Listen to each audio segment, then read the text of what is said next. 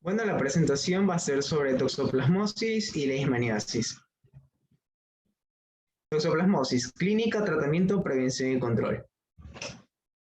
Lo primero que les voy a presentar es el cuadro clínico, y hay que tener en cuenta que hay de tres tipos. Toxoplasmosis congénita, en la cual podemos decir que lo principal en esto es la infección materna que se da en el primer trimestre del embarazo. Cuando se da, sobre todo en este trimestre, hay un mayor riesgo de muerte fetal y de abortos espontáneos. Y en el caso que no los haya, pueden haber lesiones intracraneales y oculares graves en el producto debido a la infección materna. Aunque algunos niños permanezcan asintomáticos inicialmente, se postula que son propensos a desarrollar corioretinitis.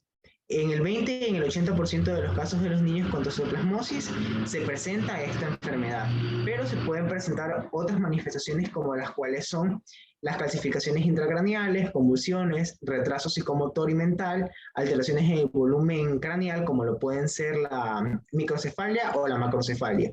Estas últimas son características de una triada de la toxoplasmosis congénita denominada triada de Sabin. El segundo tipo de cuadro clínico que puede haber es en pacientes inmunocompetentes. En los pacientes inmunocompetentes, la manifestación clínica frecuente es una adenopatía que puede ser de tipo cervical o occipital, que habitualmente va a ser entre 5 hasta máximo 3 centímetros. Sin embargo, los ganglios axilares e inguinales también pueden estar afectados. Esta adenomegalia puede estar acompañada de fiebre, astenia, odinofagia, exantema, hepatosplenomegalia, pero hay que tener en cuenta que esta puede desarrollar una progresión de la enfermedad con afectación pulmonar, hepática, del sistema nervioso central, de la retina, y que en el análisis puede haber aumento de las enzimas hepáticas. Estas pueden estar alteradas. También hay que tener en cuenta que para hablar del tratamiento es importante tener claro el cuadro de un paciente inmunodeprimido, ya que en ello se puede reactivar el Toxoplasma gondii.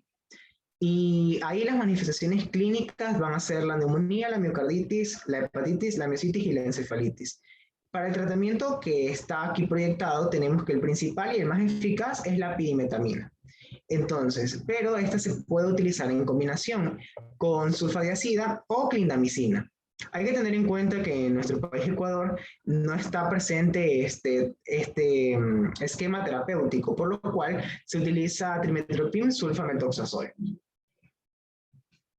Con respecto a la prevención y control, hay que tener en cuenta que las posibilidades de adquirir toxoplasmosis primaria disminuyen si las personas no consumen carnes mal cocidas. Por ende, una recomendación franca es que la carne alcance una temperatura interna de 73 o a 76 grados Celsius, o que a simple vista la carne por dentro ya no se vea roja. Aparte, las personas deben tener un buen lavado de manos, sobre todo los que trabajan con productos de tierra y frutas y verduras que estén contaminadas con este mismo elemento. También hay que tener en cuenta que quien tenga un gato tiene que limpiar todos los días el lugar donde el gato hace su deposición y orina. Y se alienta a las personas a que conserven a sus gatos dentro de casa y que no adopten ni manipulen gatos callejeros. Bueno, con respecto a la leishmaniasis, también les voy a presentar lo que es clínica, tratamiento, prevención y control. Tenemos que en el cuadro clínico se va a dividir en tres principales, claro. Leishmaniasis cutánea, donde la lesión principal puede aparecer en el punto de la inoculación. Esto es lo más común, pero también se pueden dar, sobre todo en las zonas más descubiertas del cuerpo.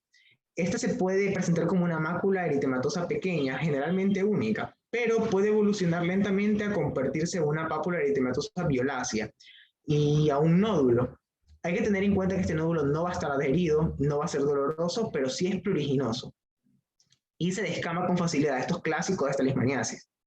En algunos casos la infección no es autolimitada y puede diseminarse por vía linfática hematógena. Entonces, ya no va a haber solamente una lesión, sino que pueden haber múltiples en diversos lugares del cuerpo, pero muchas de ellas van a estar sin ulceración, los cuales van a dar una apariencia semejante al acné.